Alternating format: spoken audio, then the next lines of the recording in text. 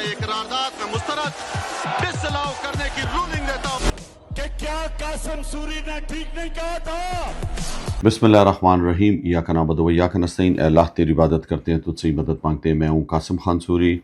عمران خان صاحب کو عاصم منیر کی جیل میں جھوٹے بے گناہ مقدمات میں قید ہوئے 1081 دن ہو چکے ہیں، اور بشریٰ بی بی کو عاصم منیر کی جیل میں جھوٹے بے گناہ مقدمات میں قید ہوئے آج 815 دن ہو چکے ہیں۔ آج منگل کا دن تھا، عمران خان سے ملاقات کا دن۔ عمران خان کی تینوں بہنیں اڈیالہ جیل کے باہر پہنچیں، اور ایک دفعہ پھر ان کو جو ہے وہ روک دیا گیا۔ اڈیالہ جیل سے پہلے ہی وہ کھڑی رہیں، انتظار کرتی رہیں، لیکن ان کو پھر عمران خان صاحب سے نہیں ملنے دیا گیا۔ اور جس طرح میں ہر روز آپ کو بتاتا ہوں کہ تقریباً 9 ماہ ہو گئے ہیں عمران خان صاحب کو قید تنہائی میں ڈالا ہوا ہے۔ عاصم منیر لاء لگا ہوا ہے، وہاں پہ جو کرنل ہے اڈیالہ جیل کا، وہ تمام معاملات دیکھتا ہے اور کوشش کر رہا ہے کہ کسی طرح عمران خان صاحب ٹوٹ جائیں، جھک جائیں، ڈیل کر لیں، کہ مجبور کیا جا رہا ہے ان کو۔ اتنے برے حالات میں وہاں پہ رکھا ہوا ہے کہ آپ سوچ نہیں سکتے کہ سابق وزیر اعظم ہیں عمران خان صاحب، لیکن اس کے باوجود جو ہے وہ لیگل رائٹس جو ہیں عمران خان کے، جو قانونی ان کو حق ملا ہوا ہے ایک قیدی کی طرح، جو قیدی کو جو آزادی ہے، وہ آزادیاں بھی ان کی سلب کر لی گئی ہیں۔ اور یہاں تک ہے کہ جو ان کو کھانا دینے جو آتا ہے بندہ، وہ سلام کا جواب تک نہیں دیتا عمران خان صاحب کو۔ تو اس طرح کی سنگین حالات کے اندر جب انہیں رکھا ہوا ہے، تو بہنیں تو سراپا احتجاج ہیں اپنے بھائی کے لیے۔ سیاست سے ان کا کوئی تعلق نہیں ہے، کبھی کسی عہدے پہ سیاسی نہیں رہی ہیں، نہ پاکستان تحریک انصاف کی طرف سے کبھی انہوں نے الیکشن لڑا ہے۔ آپ نے دیکھا علیمہ خان کا جو استقبال ہوا، جس طرح وہ سوات میں مختلف علاقوں کے اندر انہوں نے عوامی اجتماع سے خطاب کیا، لوگوں نے ان کی پذیرائی کی، پھول پھینکے، چھتوں پہ لوگ کھڑے ہوئے تھے، اور لوگ ترسے ہوئے ہیں کہ کسی طرح جو ہے وہ عمران خان رہائی موومنٹ جو ہے، اسٹریٹ موومنٹ شروع کی جائے۔ اور سہیل آفریدی تو اس طرح ایکٹیو ہوئے نہیں، جو وزیر اعلیٰ ہیں خیبر پختونخوا، لیکن جب عمران خان کی بہنیں اپنے بھائی کی رہائی کے لیے نکلی ہیں، تو ہم نے دیکھا ہے کہ بھرپور طریقے سے عوام نے ساتھ دیا ہے۔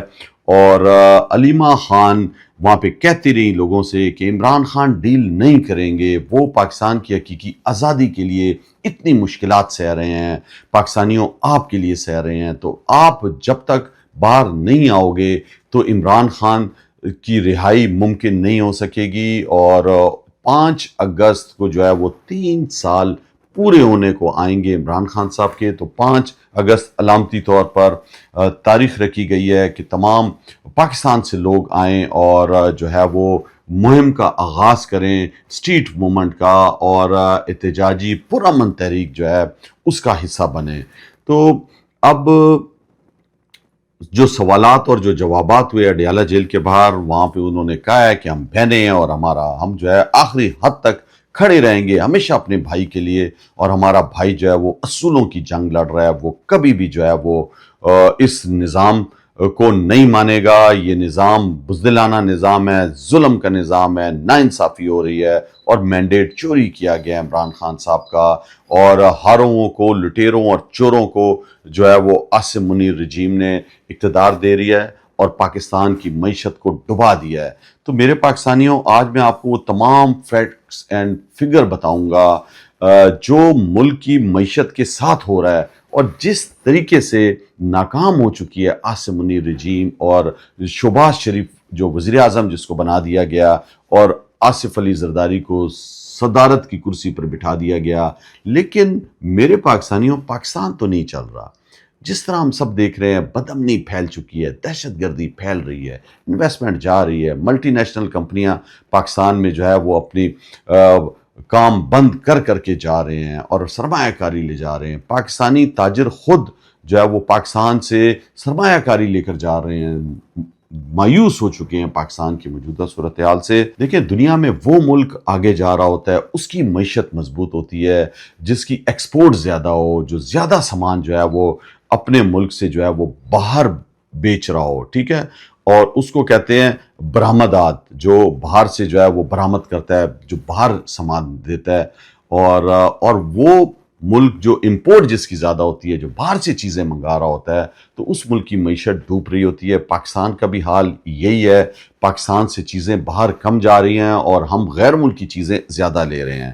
تو ابھی میں آپ کو بتاتا ہوں کہ 1 مہینے کا آپ کو بتاتا ہوں، جون 2026 کا، یہ تمام اعداد و شمار جو میں آپ کو بتا رہا ہوں، یہ اسٹیٹ بینک کے جاری کردہ ہیں، پاکستان کی اپنے اسٹیٹ بینک کے جو درآمدات ہیں، جو پاکستان نے جو ہے جو سامان بھیجا ہے باہر، وہ ہے جون 2026 کے اندر $2.25 ملین کا جو ہے وہ سامان ہم نے باہر بھیجا ہے، اور جو سامان ہم نے لیا ہے، درآمدات جو ہیں جون 26 کی $6.93 ملین۔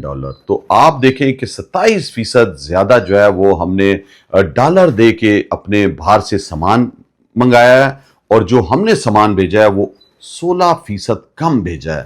تو آپ سوچیں کہ ایک ماہ کے اندر $4.68 ملین کا تجارتی خسارہ، اس کو تجارتی خسارہ بولتے ہیں، جب آپ جو ہے وہ سامان دنیا کو باہر کم بھیجو اور جب زیادہ لو تو یہ تجارتی خسارے میں آ جاتا ہے۔ اس لیے کہ آپ جب اگر باہر سامان بیچتے ہو تو روپے میں خرچ کر کے ڈالر منگاتے ہو، لیکن جب آپ باہر سے سامان لیتے ہو تو پیسے دے کر ڈالر میں جو ہے وہ چیزیں آپ کو لینی پڑتی ہیں۔ تو پہلی تو یہ نشانی ہے۔ دوسرا میں آپ کو بتاتا ہوں کہ فورن ڈائریکٹ انویسٹمنٹ جو ہوتی ہے، جس کو FDI کہا جاتا ہے، وہ انویسٹمنٹ ہوتی ہے جو باہر کے انویسٹر جو ہیں وہ یہاں پہ کارخانے لگاتے ہیں، صنعتیں لگاتے ہیں، انویسٹمنٹ کرتے ہیں۔ تو اس انویسٹمنٹ کے اندر جو کمی آئی ہے، اور یہ کمی کیوں آئی ہے کہ غیر ملکی جو ہے وہ عدم تحفظ کا شکار ہیں، انہیں پتہ ہے کہ پاکستانیوں کا خون بہہ رہا ہے، یہاں پہ جو ہے بدامنی پھیلی ہوئی ہے، دہشت گردی پھیلی ہوئی ہے، عدالتیں انصاف نہیں دے رہی ہیں، اور جو مہنگائی کا طوفان آیا ہوا ہے، بے روزگاری پھیل رہی ہے، اس وجہ سے جو ہے وہ آپ کی FDI فورن ڈائریکٹ انویسٹمنٹ جو ہے وہ کم ہوتی جا رہی ہے۔ لوگ اپنا سرمایہ نکال کے جا رہے ہیں، ملٹی نیشنل کمپنیاں چھوڑ کے پاکستان جا رہی ہیں۔ جو فورن انویسٹمنٹ تھی وہ کتنی تھی 2025 جون میں اور 2026 جون میں، اور پورے ایک سال کا بھی میں آپ کو بتاتا ہوں۔ تو اوورال 2025 کے اندر جو فورن انویسٹمنٹ پاکستان کے اندر تھی وہ $2477 ارب کی تھی، اور وہ 2026 میں کم ہو کے $1637 ارب ہو گئی ہے۔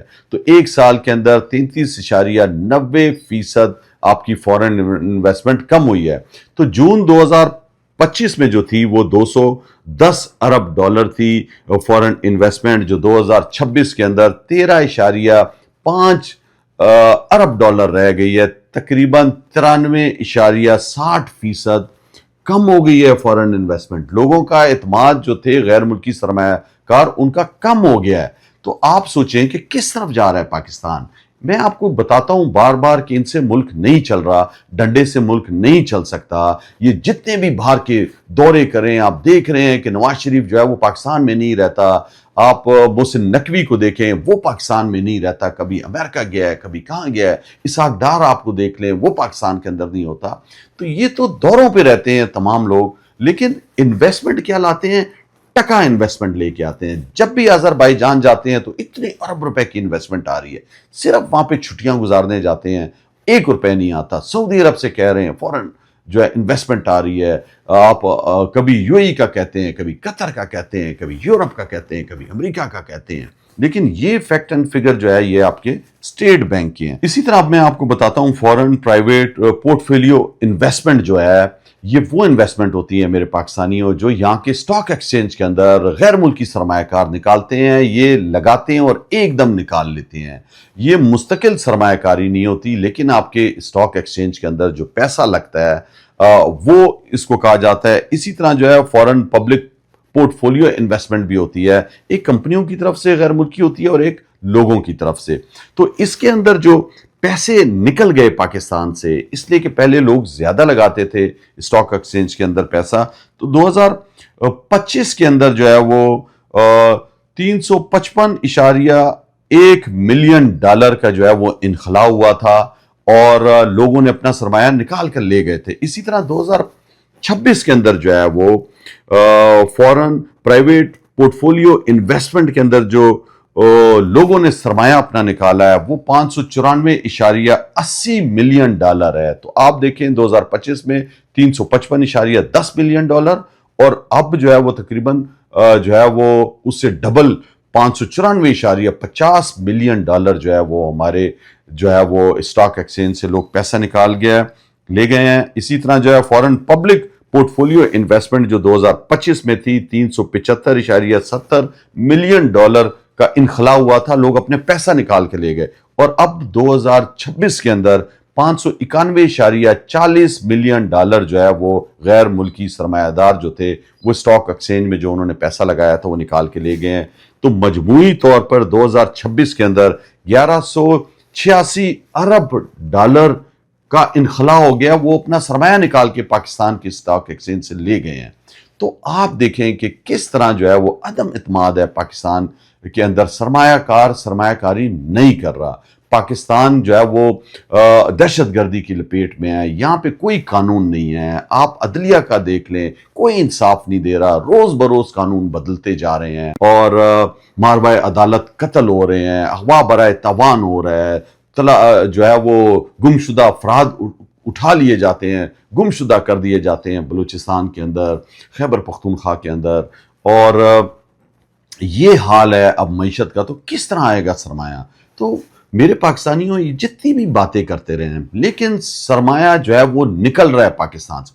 اپنے پاکستان کی جو تاجر ہیں وہ بیروزگار ہوتے جا رہے ہیں، وہ سراپا پہ احتجاج ہوتے جا رہے ہیں، جو فیصل آباد کی فیکٹریاں ہیں وہ بند ہو رہی ہیں.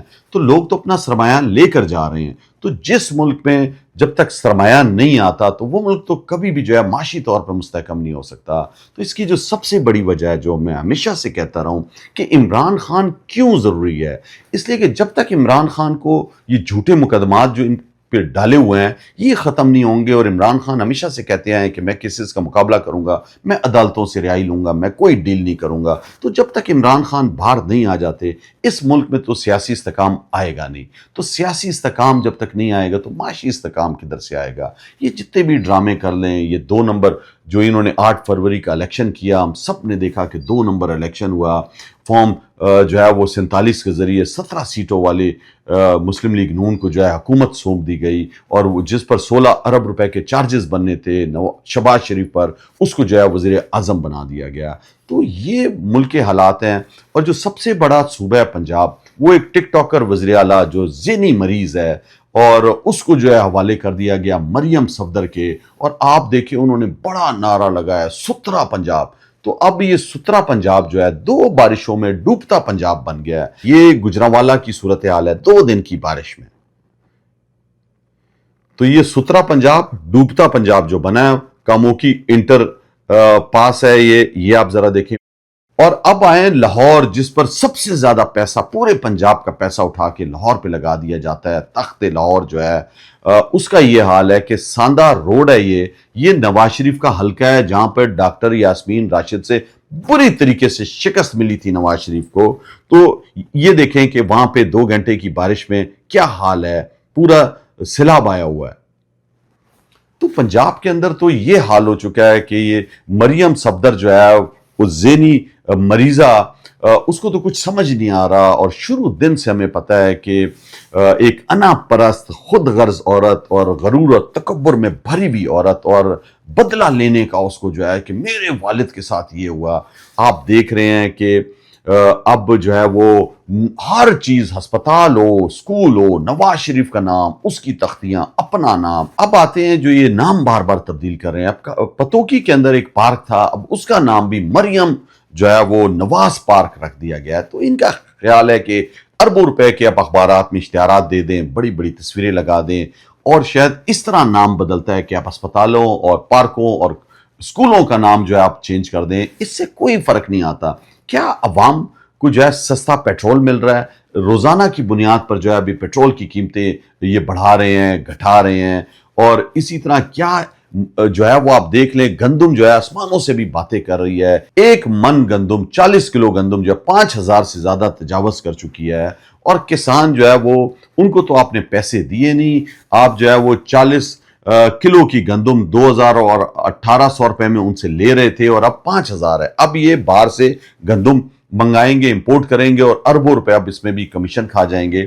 تو پنجاب کے اندر میں نے آپ کو بتایا بدحالی پھیل رہی ہے، کسان پریشان ہے، فیکٹریوں بند ہو رہی ہیں، اور مریم صفدر جو ہے وہ کہہ رہی ہے جی سترہ پنجاب. تو آپ دیکھ رہے ہیں جو سترہ پنجاب کے جو بیچارے خاکروب تھے ان کو بھی تنخواہیں نہیں دی جا رہی، وہ بھی سراپا احتجاج بنے ہوئے ہیں، کبھی فیصل آباد میں، کبھی گجرانوالہ میں، کبھی کہاں لاہور میں، وہ بیچارے احتجاج کرتے رہتے ہیں اور ان کو جو تنخواہیں نہیں مل رہی. اب آتے ہیں آزاد کشمیر کی موجودہ صورتحال کی طرف جو انتہائی سنگین ہو چکی ہے، سراپا احتجاج بنے ہوئے ہیں، مطالبات پر جو ہے وہ مذاکرات کے نام سے جو ہے وہ ڈیلے ٹیکٹکس کیے جا رہے ہیں، اور اب جو ہے وہ الیکشن کو 3 مرحلوں میں کر دیا گیا ہے. پہلا مرحلہ جو ہے وہ 27 جولائی کو میرپور ڈویژن کے اندر الیکشن کمیشن آزاد کشمیر نے کہا ہے کہ الیکشن ہوگا. دوسرے مرحلے کے اندر 2 اگست کو مظفر آباد ڈویژن کے اندر انتخابات کرانے کی تیاری کر رہے ہیں، اور اسی طرح تیسرا مرحلہ جو ہے 10 اگست کو پونچھ ڈویژن کے اندر انتخابات کی تیاری ہو رہی ہے. لیکن رانا ثناء اللہ جو ہے وہ پہلے سے انکشاف کر رہے ہیں کہ جی ہمیں 33 سیٹوں میں سے 17 سیٹیں ملیں گی. ہم سب نے دیکھا ہے کہ 8 فروری 2022 کو عوام نے ان کو 17 سیٹیں دی تھی پورے پاکستان میں، اور ان کو حکومت مل گئی. تو اب وہی 17 سیٹیں جو ہے ان کو دینے جا رہی ہے. میرا خیال ایک دفعہ پھر آرمی اسٹیبلشمنٹ آزاد کشمیر کے اندر جو انہوں نے دعویٰ کیا، اب دیکھنا پڑے گا کہ الیکشن میں کیا رزلٹ آتا ہے. اور دوسری طرف جو ہے وہ ایک دوسرے پر الزام تراشیاں، نورا کشتی شروع ہے. پیپلز پارٹی جو ہے وہ کہہ رہی ہے کہ اگر آپ نے کراچی جیسا بننا ہے تو ہمیں ووٹ دیں. دوسری طرف جو ہے وہ مریم صفدر نون لیگ والے کہہ رہے ہیں کہ پنجاب کی طرح ہم جو ہے آزاد کشمیر کو کر دیں گے. تو آزاد کشمیر کے لوگ جو ہیں وہ تو آزاد سوچ رہے ہیں، وہ اپنے حق کے لیے نکلے ہوئے ہیں. وہ ان کو آپ نے دہشت گرد ڈکلیئر کیا ہوا ہے، آپ نے ان کو غدار ڈکلیئر کر دیا ہے، لیکن وہ ڈٹے ہوئے ہیں اپنے حق کے لیے. اور یہ الیکشن جو ہے یہ تو اسی طرح کے الیکشن ثابت ہوں گے جس طرح انہوں نے پاکستان میں کرائے، جھوٹے 2 نمبر الیکشن انہوں نے گلگت بلتستان میں کرائے. اب ایک دفعہ پھر یہ ٹوپی ڈرامہ ہو رہا ہے پورے کا پورا آزاد کشمیر میں. آزاد کشمیر میں ان کے لوگوں کی آواز کو سننا چاہیے. جوائنٹ عوامی ایکشن کمیٹی سے جو انہوں نے کہا تھا، مانا تھا کہ وہ 38 مطالبات ہم پورے کریں گے، لیکن افسوس سے کہنا پڑ رہا ہے کہ آج پورا کشمیر سراپا احتجاج ہے، اور ہم سب جو ہے وہ دیکھ رہے ہیں کہ کس طرح وہ اپنے حق کے لیے کھڑے ہوئے ہیں. اور اب ہم آتے ہیں کہ جو حق کی میں بات کر رہا ہوں کہ ہندوستان کے اندر جو کاکروچ جنتا پارٹی بنی، جو ایک جج نے عام لوگوں کو کاکروچ کر کے جب پکارا، تو اس کے ریئیکشن کے اندر جو انسٹاگرام پر پہلے پیج بنایا گیا تو کروڑوں ہندوستانیوں نے اس میں حصہ لیا. اور اب تو بات یہاں تک آ چکی ہے کہ کاکروچ جنتا پارٹی جو ہے وہ پورے ہندوستان میں تعلیم کے نظام پر بحث کر رہے ہیں، اور انہوں نے کہا ہے کہ تعلیم کا نظام تبدیل کیا جائے، اس لیے کہ وہاں پہ میڈیکل کالجز کے جو داخلے تھے 22 لاکھ لوگوں نے اس میں شرکت کی تھی، اس کا پیپر لیک ہو گیا تھا. اسی طرح میٹرک کے امتحانات میں بھی پیپر لیک ہوئے. تو انہوں نے عدم اعتماد کیا ہے تعلیمی نظام پر کہ یہ جو ہے تعلیمی نظام بوسیدہ ہو چکا ہے، اس کو بدلو. اس کے حوالے سے جو پورے ہندوستان میں اب موومنٹ شروع کر دی ہے اسٹوڈنٹ نے. تو کاکروچ جنتا پارٹی کے لیڈر خود ابھیجیت ڈپکے جو ہیں وہ آپ کو پتہ ہے کہ باہر رہتے ہیں، وہ آئے ہوئے ہندوستان میں اور وہ لیڈ کر رہے ہیں. اور ان کے ساتھ ٹرک پہ جو ہے وہ اداکارہ شبانہ اعظمی بھی موجود تھی. جب لاٹھی چارج کر دیا گیا پارلیمنٹ کی طرف دہلی کے اندر جا رہے تھے وہ، اور اسٹوڈنٹ نے لاٹھی چارج کے بعد دھاوا بول دیا، اور سیکورٹی کو پیچھے کرتے ہوئے جو ہے وہ پارلیمنٹ کے احاطے کے اندر بھی داخل ہو چکے ہیں. لیکن وہاں کے آرمی چیف نے فوج کو حکم دیا کہ تم نے گولی نہیں چلانی. تو آپ دیکھیں کہ پاکستان کے اندر کیا ہوا. جب 26 نومبر کو پرامن شہری احتجاج کے لیے ڈی چوک پہ پہنچے تو ان کے سروں اور سینوں میں گولیاں مار دی گئیں، اور یہ تمام خون جو ہے وہ ہم سب کے سامنے ہے کہ بے دردی کے ساتھ لوگوں کو گولیاں مار کے شہید کر دیا نوجوانوں کو. ایک طرف آپ ہندوستان دیکھ لیں، وہاں کی جمہوریت دیکھ لیں.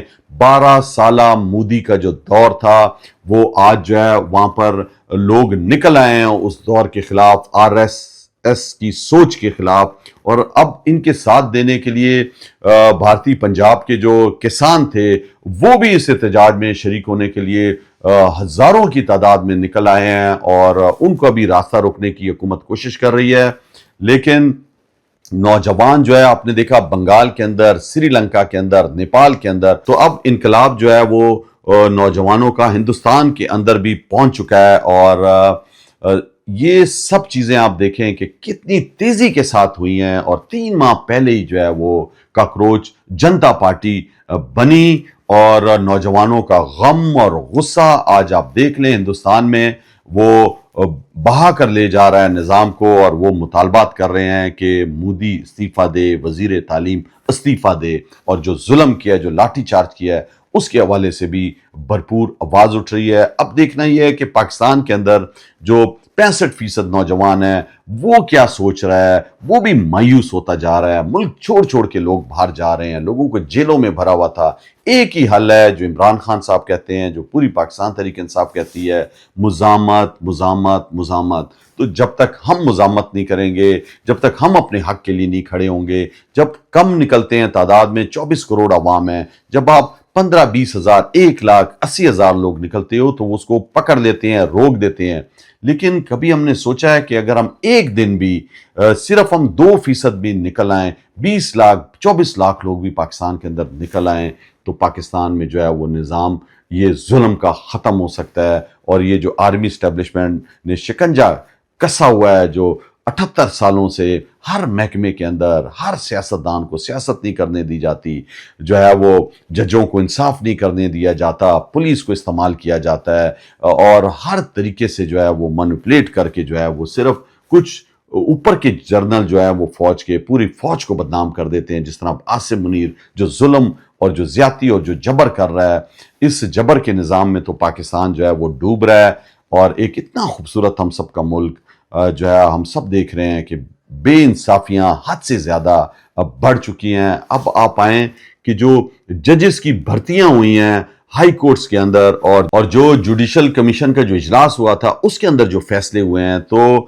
یہ فیصلے ہم سب کے سامنے ہیں کہ صافی محمد اشفاق نے پہلے سے ہی نام بتا دیے تھے کہ پنجاب میں کون کون جو ہے وہ جج بنے گا، اور آپ دیکھیں کہ کس طرح سیاسی وابستگیاں جو نون لیگ سے وابستہ لوگ تھے، جو ابھی بھی پوزیشنوں پہ تھے، ان کو جو ہے وہ جج بنا دیا گیا ہے۔ سب سے پہلے پروسیکیوٹو جنرل پنجاب جو تھے فرحاد علی شاہ، اور ان کو جو ہے لاہور ہائی کورٹ کا جج بنا دیا گیا ہے۔ ایڈوکیٹ جنرل پنجاب امجد پرویز، ان کو بھی جو ہے لاہور ہائی کورٹ کا جج بنا دیا گیا ہے۔ اسی طرح پروسیکیوٹو جنرل اسلام آباد غلام سرور کو بھی لاہور ہائی کورٹ کا جج بنا دیا گیا ہے۔ تو یہ جو ججوں کی بھرتیاں ہیں یہ تمام سیاسی ہیں۔ اور اب آتے ہیں جی بلوچستان کی طرف، اور بلوچستان کے اندر جو 3 بلوچستان ہائی کورٹ میں ججز کی تعیناتی کی گئی ہے، اس کے اندر عبدالقیوم لیڑی، اللہ داد روشن اور رؤوف عطا۔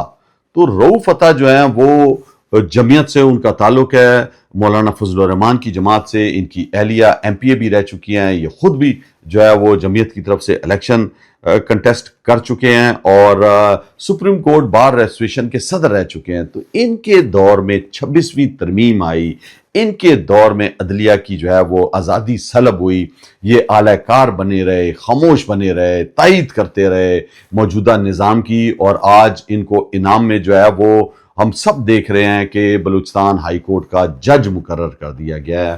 تو یہ سیاسی وابستگیاں، اور اس طرح کیا آپ سوچ سکتے ہیں کہ یہ ججز بعد میں انصاف دیں گے، جن کو جو ہے وہ نوازا جا رہا ہے، جن کو جو ہے وہ غلط کام کرنے کے عوض جو ہے وہ جج بھرتی کر دیا گیا ہے۔ تو یہ ظلم کا نظام ہے، اور ہماری جماعت کا نام ہی تحریک انصاف ہے کہ جب تک معاشی انصاف، سیاسی انصاف، عدالتی انصاف نہیں آ جاتا تو پاکستان ترقی نہیں کر سکتا۔